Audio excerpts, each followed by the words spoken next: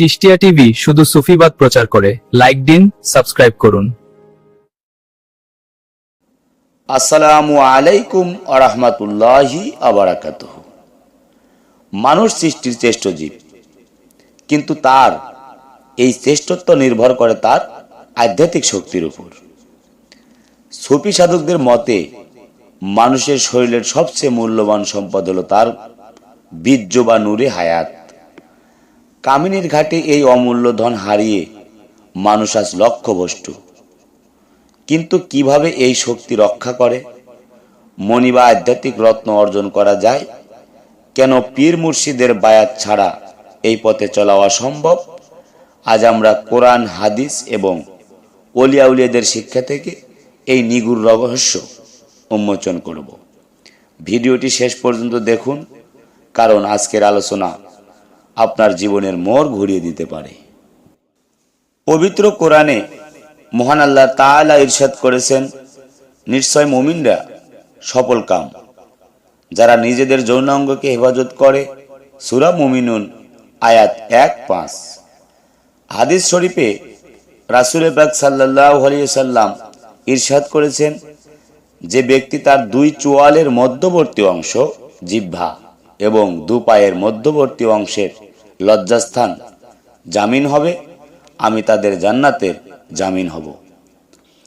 সুফি সাধকগণ বলেন, বীর্য কেবল একটি শারীরিক তরল নয়, এটি জীবনী শক্তির কেন্দ্রবিন্দু। এটাকে অপচয় করা মানে নিজের আয়ু এবং আধ্যাত্মিক নূরকে ধ্বংস করা। একে রক্ষা করাই হলো প্রকৃত মুজাহাদা বা আত্মার সংগ্রাম। সুফি পরিভাষায় কামিনীর ঘাট বলতে কেবল নারীই নয়, বরং পার্থিব লালসা এবং নফসের কুপ্রবৃত্তিকে বোঝানো হয়েছে।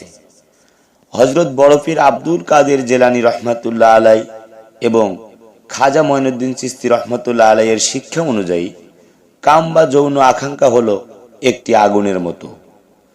এটি যদি নিয়ন্ত্রণ করা না যায়, তবে একটি সাধকের সমস্ত নেক আমল পুড়িয়ে ছাই করে দেয়। কেন মানুষ বারবার কামনার কাছে পরাজিত হয়? কারণ তাদের কল্প বা হৃদয় জিকির শূন্য। এই ঘাটে নৌকা ডুবে যাওয়া মানেই আধ্যাত্মিক মৃত্যু।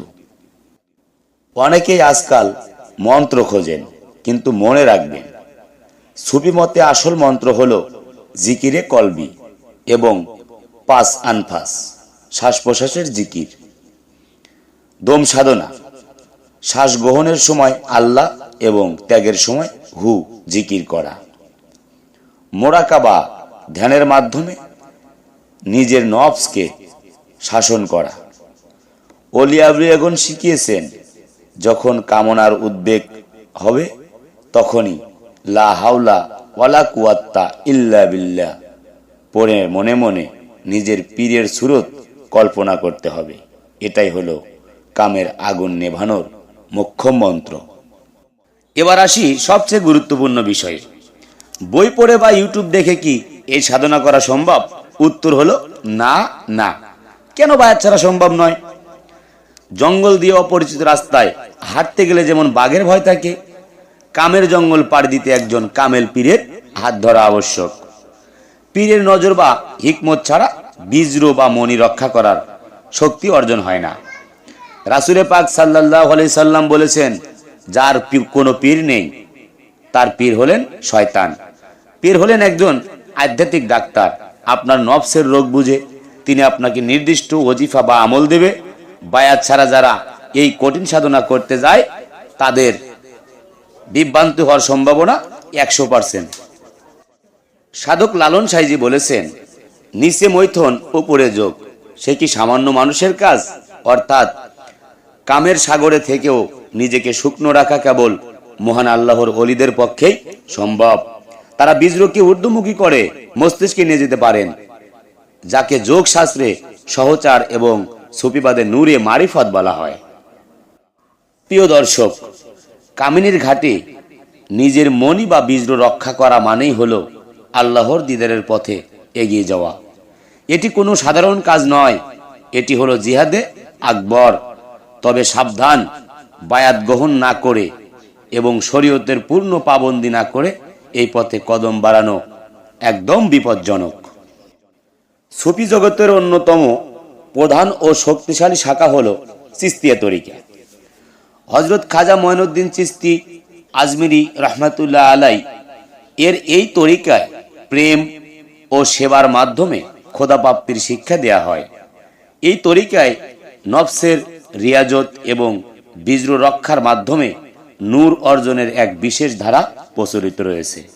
আপনি যদি আপনার আত্মাকে কলুষমুক্ত করে আল্লাহর প্রেমে নিম্নগত হতে চান, তবে চিশতিয়া তরিকার শিক্ষা আপনার জন্য এক আলোক বক্তৃতা।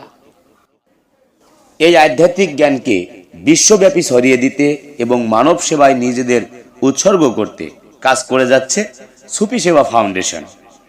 আমরা কেবল আধ্যাত্মিক কথাই বলি না, বরং মানুষের আধ্যাত্মিক ও সামাজিক উন্নয়নের নিরলস কাজ করছি। আপনিও পারেন এই মহৎ কাজের অংশীদার হতে।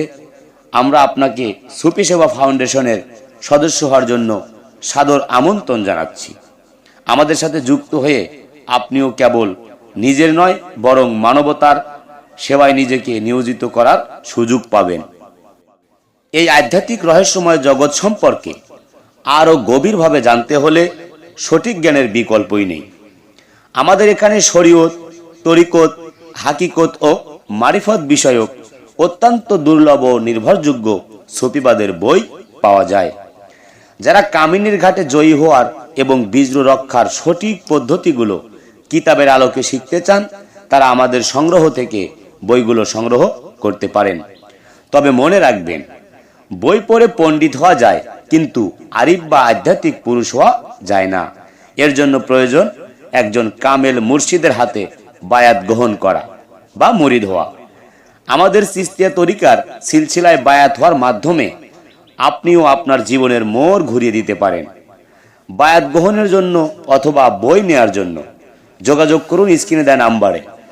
কলটি রিসিভ করবেন পীর কেবলা জাহিদ সরকার আল চিশতি নিজামী। আজকের এই আলোচনাটি যদি আপনার হৃদয়ে বিন্দু পরিমাণ নাড়া দিয়ে থাকে, তবে সত্যের পথে আমাদের এই যাত্রাকে আরো শক্তিশালী করতে চ্যানেলটি সাবস্ক্রাইব করুন এবং বেল আইকনটি চেপে রাখুন। এই ভিডিওটি শেয়ার করে অন্য ভাইদের কামের আগুন থেকে বাঁচার সুযোগ করে দিন।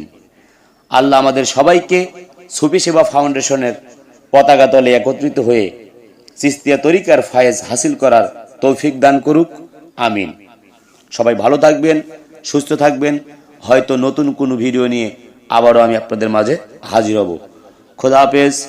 জয় গুরু, জয় হোক পাক পাঞ্জাতন, আহলে বায়াত বিশ্ব মানবতা।